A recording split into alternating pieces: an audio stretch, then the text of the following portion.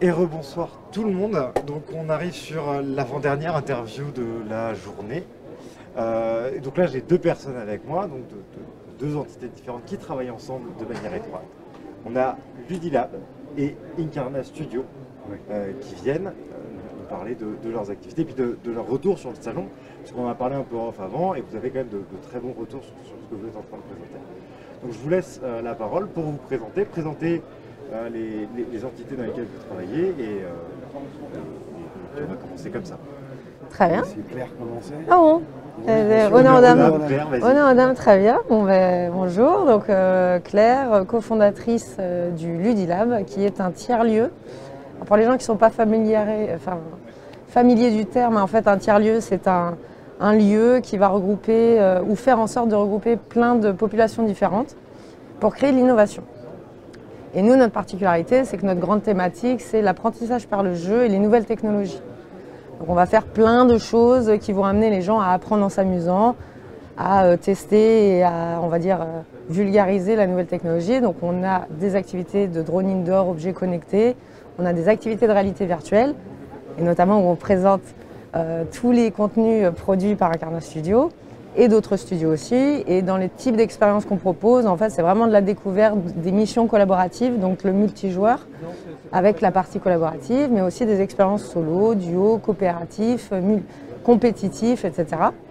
Où c'est ludique quand même. On est très vigilant au choix des contenus qu'on propose et après on fait beaucoup de choses comme de l'événementiel, on accueille du B2C comme du B2B. Donc en famille, en entreprise, pour un séminaire, une soirée, un gros événement. Et on organise nos propres événements et on co-organise les événements des entreprises qui viennent chez nous. Voilà. Entre autres, on fait encore beaucoup de choses, mais sinon je vais m'étaler et je vais laisser la parole à déjà un bon début. Tibor. Et on est en Vendée. Voilà. Et voilà, vous êtes en Vendée, c'était la question. C'est vrai, importante, où est-ce qu'on est en France? On est en en France et donc notamment en Vendée, on est à 3 minutes du Puy du Fou. Donc si jamais vous passez pendant les vacances pour y aller ou en Vendée sur la côte, eh bien, vous pouvez faire un petit coucou au Ludilab. N'y allez pas et aller au Ludilab à la place, c'est vachement mieux. Bah mieux, en tout cas c'est vachement bien. Voilà, on s'amuse bien. Voilà. Et donc Tibor? Alors moi je suis cofondateur et CEO de Incarna Studios. Donc nous on crée du contenu en réalité virtuelle, spécialement du jeu, même si on ne va pas se limiter à ça.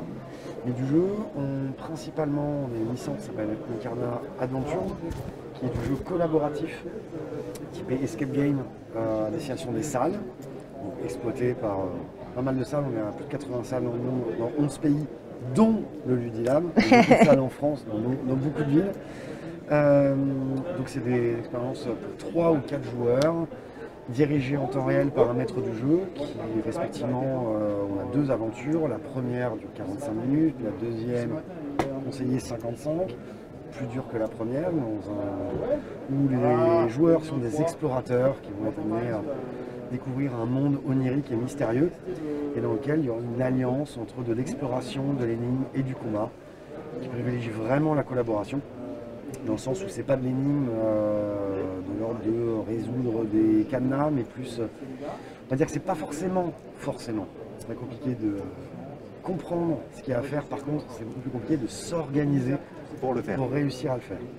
Et de plus, dans nos news, c'était en mars, on a sorti un jeu solo dans l'univers d'Incarna, qui s'appelle Incarna Red, qui est sorti sur Steam, Viveport, et qui sera bientôt, on ne sait pas encore quand, on est encore en cours d'évaluation, sur l'Oculus Store.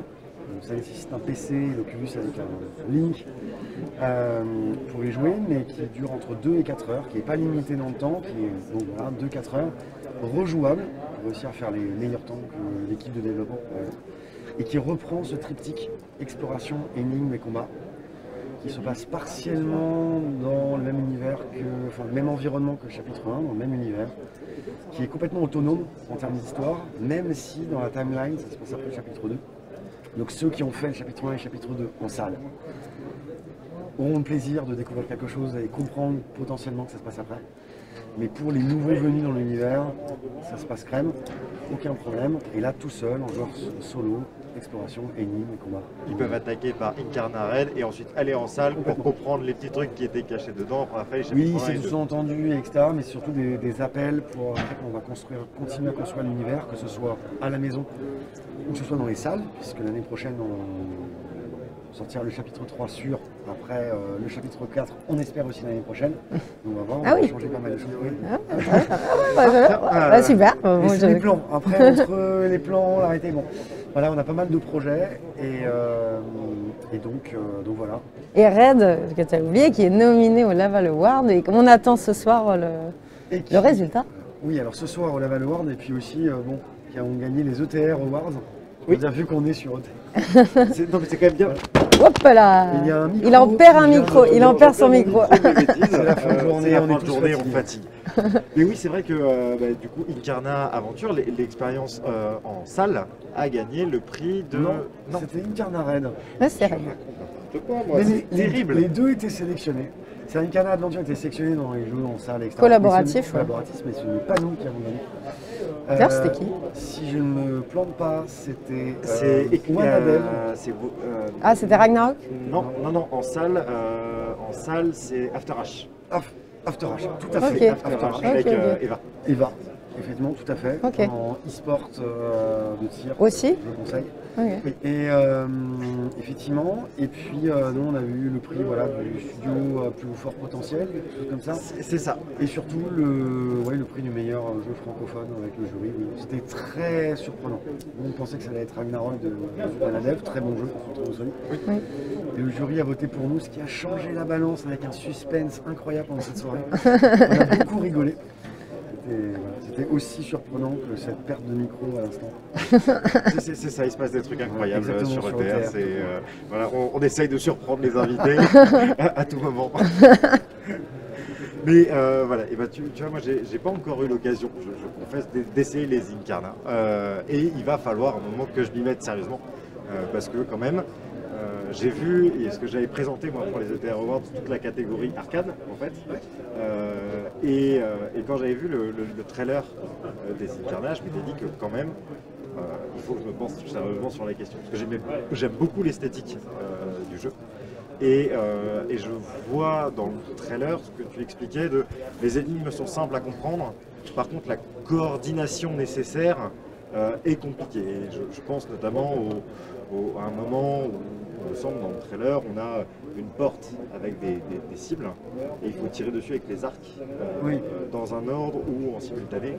Non, c'est en simultané. Donc ça, c'est le simple tutoriel. C'est ensemble, on va tirer à 4 sur des cibles. Mais vu que les personnes prennent l'arc juste à l'instant, c'est quelquefois drôle. Claire pour en parler mieux. Oui, par expérience, oui. Ça peut prendre du temps parfois. Ça peut prendre beaucoup de temps, oui. Et du coup, j'en arrive à une autre question qui est comment est-ce que ça s'encadre dans une salle? Alors, une expérience comme celle-là. Comment est-ce que tu prépares les gens à rentrer dans un monde de devoir collaborer avec... Alors, de manière générale, sur la réalité virtuelle et missions collaboratives ou particulièrement Incarna? Alors, les deux. Mais alors après, c'est que mon discours, il est très particulier à notre entité, parce que c'est pas ce qui est fait dans les autres salles, qui sont des salles d'arcade, et tu m'entendras jamais dire que nous avons une salle d'arcade VR, par exemple. Alors que pourtant, on a 20 box, hein, on fait beaucoup de réalité virtuelle, mais on va dire c'est une culture qui, dès le départ, a été voulue, parce que notamment, les salles d'arcade, comme on les appelle, sont souvent très orientées sur la consommation de jeux, donc il y a un temps imparti, il n'y a pas vraiment d'accompagnement, les gens arrivent, font du one-shot, et sur des expériences qui sont ultra immersives, souvent c'est des premières fois, donc on a un temps d'adaptation qui est très élevé, on a beaucoup de freins, il y a beaucoup de choses qui vont faire que même avec le meilleur des contenus, en fait, on va vivre une mauvaise expérience. Et donc au Ludilab, nous ce qu'on fait, c'est qu'on fait un très fort accompagnement. Quand je dis accompagnement, ça ne veut pas dire que le Game Master va vous donner les solutions, absolument pas. D'ailleurs, c'est une des règles, c'est qu'on n'est pas le 5e cerveau de l'équipe. Par contre, on va tout mettre en œuvre pour que l'expérience se passe au maximum de son haut potentiel, que ce soit votre première fois, votre deuxième fois, on adapte le niveau. Si on voit qu'une équipe à un certain niveau, on va pouvoir gérer la difficulté. Les expériences Incarna ont la possibilité aussi de monter en difficulté, facile, normal, easy. On peut aussi ajouter. Donc ça, il faut des Game Masters focus. Il faut qu'il soit présent, il ne faut pas qu'il soit à gérer 15 personnes en même temps. Donc nous, on a aussi des Game Masters qui sont attitrés à un groupe de 4 ou un groupe de 8, mais qui est ensemble. Donc on a beaucoup plus de personnes en fait, qui encadrent que dans une salle d'arcade, on va dire, habituelle, qui va brasser beaucoup pour faire entrer du chiffre. En fait. Donc nous, c'est pas trop... on ne fait pas de consommation, on fait beaucoup d'accompagnement pour que les gens comprennent la techno, qu'ils s'y projettent, parce qu'en fait, tout un chacun, tu viens avec ta famille, mais toi, tu as un travail. Tu peux être boulanger, nous on a beaucoup de personnes qui sont des artisans et ils se projettent avec la technologie en se disant mais je pourrais former, voilà, mais ça il ne va pas se dire ça dans une salle d'arcade basique où il va juste shooter sur des zombies par exemple. Oui. Même si oui, je n'ai rien contre les jeux de shooter zombies, j'aime beaucoup Arizona Sunshine, ça m'amuse beaucoup. Mais voilà, si on n'a pas l'accompagnement, parfois on est un peu... et puis des fois ça peut dégrader le contenu, donc quand on a des super contenus comme Incarna, on fait tout pour que les gens comprennent et s'éclatent au maximum. Quand bien même ce ne sont pas des gamers, nous on a des populations ultra larges. Ça va être des entreprises, des gens de 80 ans, des familles, des personnes qui n'ont pas du tout évolué dans les jeux vidéo, donc pas du tout sensibles à ça, aux univers un peu fantastiques, puis avec des écrans très proches, tous les freins qu'on connaît de la réalité virtuelle. Eh bien on a des retours. Moi je vis pour ça, je trouve que c'est extraordinaire d'avoir cette chance d'avoir un 100% de satisfaction permanent, où les gens ressortent avec un sourire énorme et... alors qu'ils n'ont pas touché une console de leur vie. Donc voilà, moi c'est... Je ne sais pas si j'ai vraiment répondu, mais voilà, c'est ce qu'on fait. Mais en tout cas, moi, je suis content d'entendre que l'usage et l'encadrement nous, c'est le plus important. Est au cœur de en plus d'avoir des contenus de qualité. De toute façon, l'un n'est rien sans l'autre, mais on peut, et ça je suis d'accord, dégrader un contenu parce qu'on fait n'importe quoi en termes d'encadrement. J'ajouterais aussi quelque chose en plus pour appuyer l'approche de l'idée que j'aime beaucoup. Ouais. Ils ne sont pas les seuls au centre, on peut juste faire... oui, donc je ne dis pas qu'on est les seuls. Non, ce que vous faites, j'en connais pas beaucoup globalement. Hein. Et par contre, je parlais de l'approche en particulier d'un Game Master vraiment concentré sur une expérience. Il y a beaucoup de gens qui le font, pas tous, et tant mieux. Mais ce que j'apprécie beaucoup dans leur approche, qui est une approche qui est complètement louable et qui va avec... ça prend du temps, il y a vraiment un Game Master qui est associé. C'est que la manière dont nous on a créé nos ateliers, les énigmes, en fait c'est des ateliers dans le 1 et dans le 2, donc c'est plus dur dans le 2. Donc quand j'ai dit facile à comprendre et difficile à faire, c'est un peu logique. Bon, quelquefois d'autres ont plus de problématiques à comprendre, mais globalement, outre une notion d'organisation, il y a un peu sur chacun des ateliers, en particulier dans le 2, mais aussi un peu dans le 1, c'est des approches cognitives différentes. C'est pour ça que dans un groupe, c'est pas forcément les mêmes personnes qui vont comprendre ce qu'il y a à faire, mais après il faut savoir s'écouter. Et ce que j'apprécie dans l'approche de l'Udi Lab, c'est que comme il ne donne pas la solution, mais il donne par exemple l'approche cognitive ou la phrase à dire pour que le groupe s'organise, ça force les groupes à, pas forcément gagner à chaque fois d'ailleurs, mais apprendre, réagir, c'est ce que nous on souhaitait, mais donc peuvent sortir d'expériences comme la nôtre ou de certains de nos concurrents, mais en n'ayant pas uniquement vécu une aventure et quelque chose de ludique et de fun, ou, voilà, et s'est amusé, mais aussi en ayant appris ou bien juste remarqué que finalement l'énigme, la chose à faire était quelque chose qu'ils faisaient quand ils étaient en fait en maternelle, mais qui ne se rendent pas compte que ça fait 20 ans, 30 ans qu'on ne fait plus. Et donc ça nous paraît basique, mais que ça fait quand même un quart d'heure qu'on est bloqué dessus, alors que c'est que des couleurs et des signes, et que de la communication. Mais... non mais ça, pour la communication, ce genre d'expérience vraiment pour tout ce qui est communication, c'est génial que ça soit en famille, avec vos collaborateurs, avec votre manager, etc. Il se passe des trucs de fou. Après, on ne va pas vous dire tout de suite, vous avez appris telle chose, le leadership partagé, on ne vous dit pas ça, mais c'est ce qui se passe dans ce genre de mission. Et Incarna a une aussi particularité, c'est que vraiment, eux, toutes leurs énigmes sont faites pour être réussies avec vraiment tout le groupe. Enfin, quasiment toutes, si je ne me trompe pas. Hein. Dans le 1, je crois qu'il y en a 100%. Une qui peut être fait à 2. Attends, mais ça qu'il faut y aller un peu, quoi, mais on garde très fort les bras. Il n'y a rien qui peut se faire tout seul comme dans un escape game classique où par exemple, voilà, quelqu'un qui est super doué, il va faire plein de trucs, toi tu dis, il a tout ouvert, et puis t'as trouvé ça comment, ouais, on n'a pas le temps, et puis là on peut pas en fait, tout est fait pour que le groupe à un moment donné soit obligé de soit là, et au moins d'expliquer à la personne qui n'a rien compris, fais comme ça, ou on explique et la personne le fait, elle ne sait pas toujours pourquoi, mais au moins il y a non, mais il y a un domaine pédagogique en fait qui est beaucoup plus fort dans ce genre d'expérience que dans un escape game classique par exemple, traditionnel, physique. Justement, ça m'amène à la question. Ça développe les soft skills. Ouais, exactement. On va les expliquer après, mais c'est complètement naturel. Et des soft skills qui sont intéressants dans la vie de tous les jours du commun, mais aussi professionnellement, d'où le fait que ces expériences sont très bien pour team building aussi. Oui, parce que tu es obligé de travailler la communication, tu es obligé de travailler la compréhension, la transmission d'idées. Et il y a un point, moi, que j'adore, c'est ça t'oblige à te mettre dans le référentiel de l'autre, toujours. Ouais. Parce qu'en plus, tu es dans un univers virtuel où tu es un peu perdu. Et donc, du coup, si moi, par exemple, là, je te dis, regarde à droite, moi, il est là, ton truc, je dis à droite, en bas, toi, tu es dans l'autre sens. Donc, pour toi, c'est pas à droite, mais tu vas regarder à droite en bas, et puis, non, c'est pas là. Donc, tu es obligé de, à chaque fois, regarder ce que font les autres, te mettre à leur place, essayer de décrire les choses ou les objets avec leur vocabulaire. Et en fait, tu changes de référentiel et donc tu as une meilleure communication. C'est pas juste communiquer, c'est avoir une meilleure communication. Et du coup, là, tu parlais d'escape game, et en fait, ça m'amène un peu à une question que j'aime bien en général. C'est pourquoi la réalité virtuelle? Pourquoi avoir choisi ce média spécifique, particulier Parce que c'est génial. Pour raconter des histoires, pour faire vivre des choses aux gens. C'est génial, je sais pas.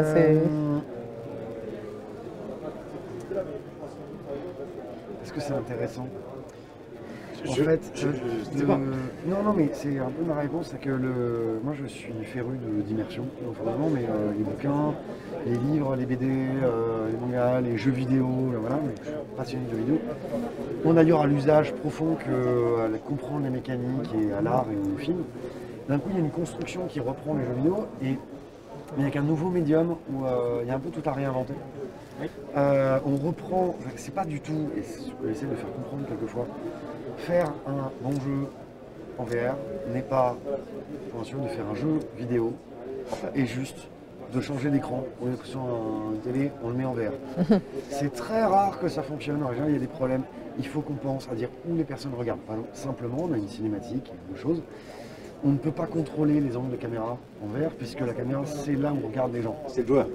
Donc, s'il se passe quelque chose là, à ma droite, et qui ne fait pas spécialement de bruit ou qui a un bruit mais qui n'est pas localisé, que la personne, pile au moment où tu fais la cinématique, qui est en plus pour un studio, là je vais dire assez pragmatique, et à côté, oui, c'est beau la mise en scène, mais pragmatique pour un studio où ça nous a coûté cher et du temps de la créer, et que l'autre sont juste en train de regarder ailleurs en disant oh t'as vu par terre ou Les arbres ils sont jolis. voilà, l'histoire qu'on essaie de raconter, rien ne fonctionne, donc il faut organiser toute l'orientation du regard, faire des signes pour que les personnes s'orientent, faire gérer leur placement, tout ça, qu'il faut comprendre où est-ce qu'ils vont être, pourquoi, comment.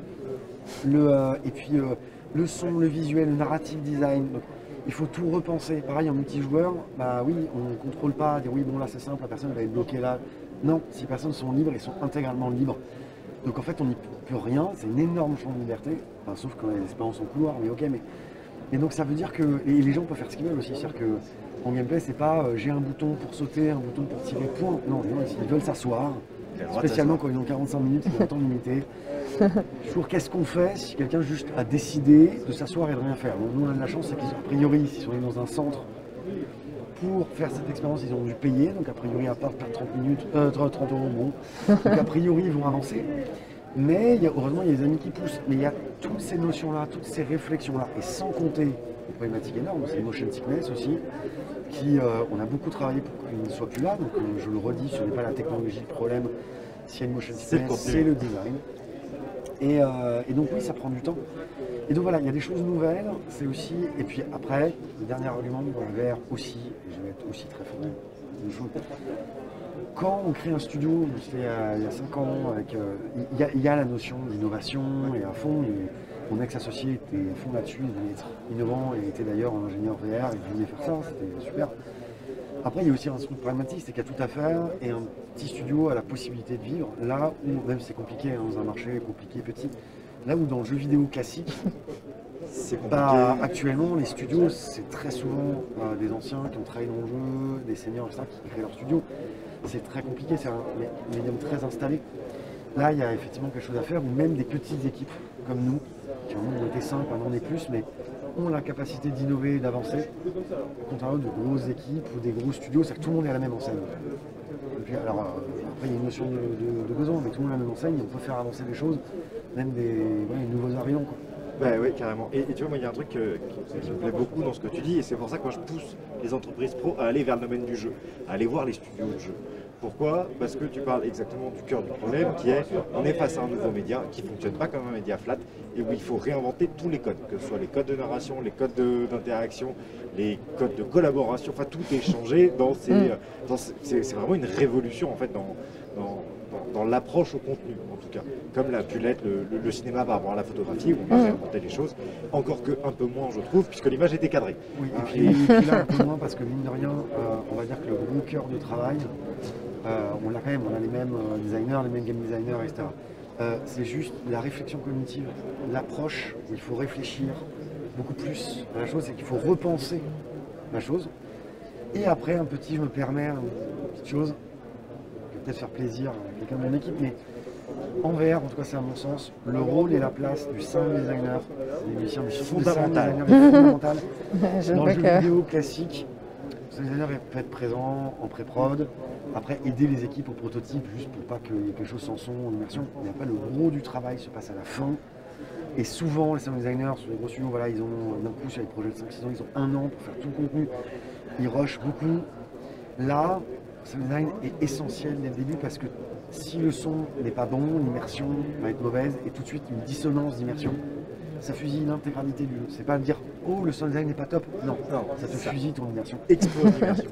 Donc, et en plus, il y a des choses en sound design à faire. Là, pour le coup, il y a une notion d'immersion, etc. Où là, il y a de la recherche à faire. De son, de travail son, musique, immersion, savoir comment on l'utilise, etc. Vu que ça touche complètement l'immersion, il y a vraiment des choses à faire. Donc, c'est aussi une contrainte qui est que dans des équipes, ça veut dire que d'un coup, on a un corps de métier supplémentaire. Mais on avait aussi, et qui est là, qui est essentiel au début. Et donc nous, nos sound designers, ils sont là. On pensait au début aussi un peu vers la fin, etc. Maintenant, c'est du début jusqu'à la fin, quasiment full time. Et du coup, vous travaillez avec du mixage en binaural ou en... Bien sûr. Top. Non mais parce que tu vois, il y a quand même... J'aime bien le... Non, c'est quoi cette question? Bien sûr. Qu'est-ce que c'est? Non mais voilà. C'était tellement évident, mais il fallait qu'il pose la question. Mais non, enfin, pour moi, je suis d'accord avec toi, il n'y a que du binaural, mais j'en vois encore qui nous sortent du truc en stéréo et je ne comprends même pas ce qu'on me propose. Comme tu le disais, l'immersion est c'est dans la explosée, de quoi. subtilité, mais vu qu'on travaille sur l'immersion, tout est dans la subtilité et tout est dans les détails. Ok. C'est un peu du travail d'orfèvre. Oui, non, ça je suis d'accord. Dans le chat, on m'a dit que Incarna Red, c'est une merveille et une suite pour bientôt. Alors, il faudrait déjà que le premier se vende. Voilà. Achetez Incarna Red. Non, mais Faites-le surtout, acheter. si c'est écrit dans le chat, autant aussi le mettre sur Steam en commentaire, ça peut toujours aider le... Tout à fait, oui. On a besoin de commentaires sur Steam parce qu'en fait, voilà, on est un petit studio, on était en pleine période Covid. On a sorti ce jeu, on l'a fait assez rapidement, mais on l'a sorti sans moyens de comme le marketing. Et alors, le problème de Steam, une petite histoire, mais j'ai voulu expérimenter, c'est la première fois qu'on faisait une sortie Steam, ça fait quelque chose, hein, la première fois qu'on sort un jeu sur Steam. Et ça se confirme, c'est qu'il y a les premières ventes, on était là les premiers jours devant ce magasin. Puis quand il n'y a pas assez de ventes, on part dans les limbes, mais dans les limbes ultimes. Et comme personne, c'est qu'on existe, personne ne peut le voir, à moins que les journalistes en parlent, ce genre de choses. Il y a des casques un peu en Europe. Là, on va commencer à essayer d'attaquer les médias américains. Mais en petit studio français, il fallait y aller, on s'auto-édite, voilà. Mais il y a effectivement le côté que sur Steam, quelquefois, on ne sait pas, même quelquefois quand il y a les réductions, même je tape le nom dans la catégorie, je n'apparais pas dans la catégorie avant une semaine sur 2-3 semaines. Donc en fait, c'est voilà, donc quand les gens ne savent pas, or, vous voyez, quand on est dans les magasins, il n'y a rien de mieux que les têtes de gondole en fait. Et tout se paye, donc c'est le beau milieu. Mais ce qui est normal, enfin pas sur Steam, on ne paye pas pour être en avant, c'est l'achat, par contre il y a d'autres stores où c'est le cas. Mais donc voilà, donc d'où l'importance de la com en amont. Mais il y a une petite problématique, les temps de production et de création en réalité virtuelle sont plus courts que dans le jeu vidéo classique. Ouais. Donc quand on parle des fois des médias où on approche, on aurait dit communiqué de presse, mais qui nous ont dit très poliment, mais à dire oui on va le tester mais plus tard, enfin peut-être à la rentrée ou le jeu, parce que tous nos plannings sont pleins pendant 6 mois, vous auriez dû prévenir avant. Oui, mais il se trouve que 6 mois avant la sortie, je ne savais pas que j'allais le développer. Excusez-moi d'être un peu trop rapide. Voilà. Non, mais c'est pas que ça, c'est que fondamentalement on était en Covid et on a voulu faire ce projet, mais surtout qu'on est encore dans les productions parce qu'on est des petits studios où j'ai pas des plans forcément sur 2 ans. Voilà, et puis je vais juste, avant de rendre la parole à Claire, Moi, je sais pas si j'aurais quelque chose à dire.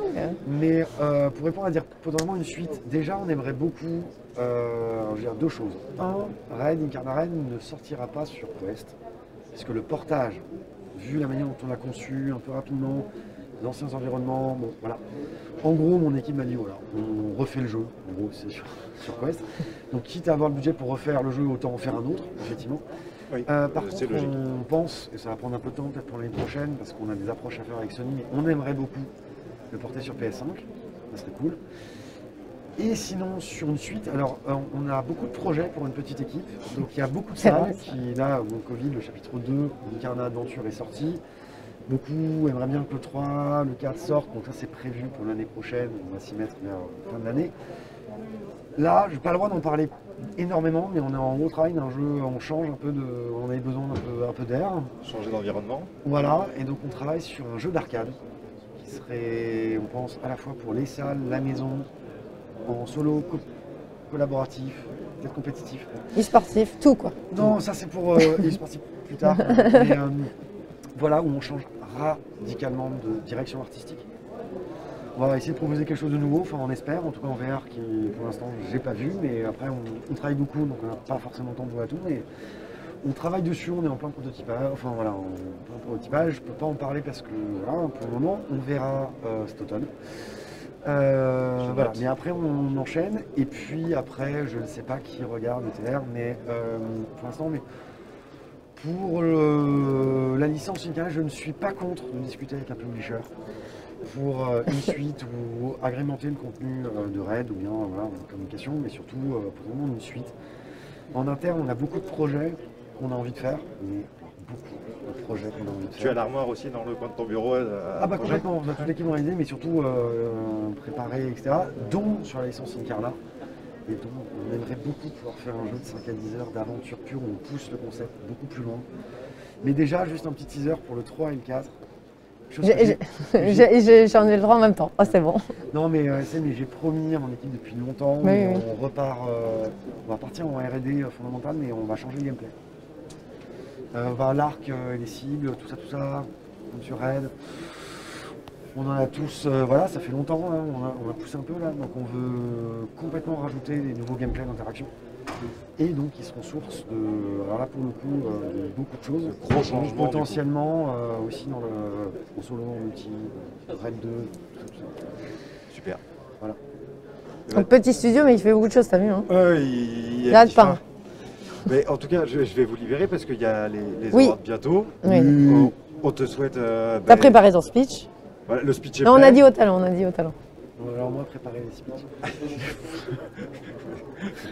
Et puis tu vois, ça se passe bien à la fin. Oui, non. Mais en tout cas, écoute, merde pour ce soir. J'espère que c'est chez toi. Et, on verra. Mais il y a Iconic qui est un très beau jeu multijoueur qui est aussi en lice, qui est en thème de la Première Guerre mondiale, il me semble. Line of Fire. Line of Fire. Donc voilà, on est beau studio français aussi. D'ailleurs, je tiens à dire, il y a en France on a la chance, on a des petits ou moyens, mais très bons studios en VR qui font de la qualité, vraiment, même à l'échelle internationale, vraiment de la qualité. Regardez ce qu'ils font, parce que ça vaut le coup. Il y a beaucoup de jeux qui vaut le coup. Ce que fait Wannabe, Ragnarok. Après, pour la maison, en salle, il y a beaucoup de choses, des propositions assez diverses, énormément de prises de risques. Et c'est sûr qu'ils prennent des risques. Donc, prendre des risques, c'est aussi financier, personnel, ça. Allez-y si vous aimez la VR, regardez ce qu'on fait en France. Aussi, personne à l'étranger, mais regardez ce qu'on fait en France. Et tester surtout, Voilà. parce que tu dis regarder. C'est regarder ETR, parce qu'il y a les tests en VR, et puis tester dans les salles. Et nous-mêmes, maison, mais aussi dans les salles, effectivement. Parce que je le redis, je l'ai dit la dernière fois, les salles en sort de Covid, ça a été compliqué pour tout le monde, nous studios, parce qu'on travaille avec les salles, mais les salles, terribles, ils ont tenu le coup, beaucoup ont tenu le coup, certaines malheureusement pas, pensez pour eux. Mais là ils reprennent, et l'idée c'est justement, là ils ont besoin d'y aller, donc allez-y, allez, peu besoin de peps, et surtout vous allez montrer que les gens aiment ça, donc allez-y, il y en a plein dans toutes les villes, ça pousse comme les champignons à l'heure actuelle. Allez en Vendée, allez à Montpellier, allez à Paris, allez partout, à Orléans. Regardez, Incarna est présent, dans beaucoup de villes en France. Donc oui, sortez de chez vous, maintenant qu'on peut, profitez-en. Sortez avec des amis, maintenant qu'on peut, profitez-en. Et allez au cinéma, c'est important, et allez au VR. aussi en salle. C'est important aussi. C'est un très beau mot de la fin en tout cas. Merci à vous deux. Merci à toi. D'être venus discuter avec nous. Et puis, C'est un plaisir. merde pour ce soir. Bah ouais, on croise les doigts. Ça, Ça va le faire. Fumer une cigarette d'abord. ouais, on commence par ça. Et merci pour le petit commentaire sur Red, c'était adorable. Et donc, oui, c'est pour les gens qui nous regardent. Hein, donc, on va spammer le Steam de Red, de commentaires de retour. Voilà, pour le faire remonter. Ça serait super. Ouais. Et n'hésitez pas les commentaires pour ceux qui l'ont acheté, même qui sont français mais qui savent parler en anglais, faire des commentaires en anglais. Parce que les commentaires en français c'est vachement bien, mais il y a le public international aussi, ça peut aider d'avoir des commentaires en anglais. Et vous parlez pas anglais, Google Trad est ton ami. Ça C'est vrai. Bien sûr, vous parlez anglais, vous pouvez voilà. parler en français. Ça fonctionne, donc il n'y a pas d'excuses. Donc on supporte Incarna, on essaie Incarna Red, on laisse des commentaires sur Twitch. Si on passe à côté du Puy du Fou, on va voir Ludilab. Si on passe en Vendée, on va voir le Ludilab. Et après, on est aussi présent. Alors, on va voir le Ludilab. tout à fait, mais on est aussi présent sur tous les réseaux sociaux. Donc, vous tapez Ludilab avec un Y. Donc, un peu comme. Ouais, je l'ai mal. Ouais, comme ça. Là, je sais pas si on le verra. AB, comme un laboratoire ludique. Et vous nous trouvez un petit peu partout. On est sur tous les réseaux sociaux. Donc, on a aussi une chaîne Twitch, mais bon, là, qui marche. Et le pas. concept est très intéressant. C'est pour les événements, en fait. Mais tenez-nous au courant, on fera passer l'information sur la communauté ETR en tout cas. bah, merci. Et puis, peut-être que vous viendrez faire des tests chez nous. Mais avec Voilà. quand tu veux. Avec plaisir. Hein, nous, ça nous Avec ferait grand plaisir d'avoir du hein, monde. Hein. Voilà. Bon, après, faut supporter l'équipe qui débarque. Hein. Oui. Ah, bah non, mais nous, on a des bons énergumènes. Hein. D'expliquer justement, de gérer les équipes, gérer les choses. Ah, mais en plus, on est. C'est du 5 étoiles. Et ben top. Et ben, Terra. on s'organise. Super. Eh ben, merci. Merci.